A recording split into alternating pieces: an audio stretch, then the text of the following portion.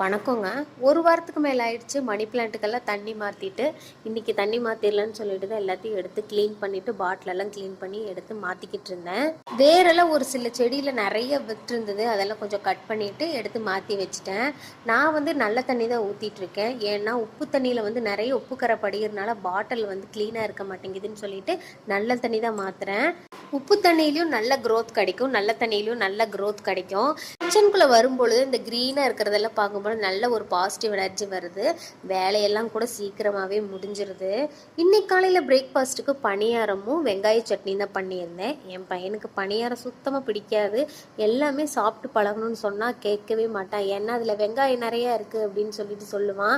வெங்காயமெல்லாம் நிறைய சேர்த்தணுன்றதுக்காகவே அரைச்சி ஊற்றுற மாதிரி டிஷ்ஷஸ் ஏதாவது இருந்துச்சுன்னா அது மட்டும் அவனுக்கு நிறைய செஞ்சு கொடுப்பேன். இன்னைக்கு எங்கள் வீட்டில் காலையில் பிரேக்ஃபாஸ்ட் பணியாரமும் வெங்காய சட்னி தான். இந்த வீடியோ பிடிச்சிருந்தா லைக் பண்ணிவிட்டு சப்ஸ்கிரைப் பண்ணுங்கள்.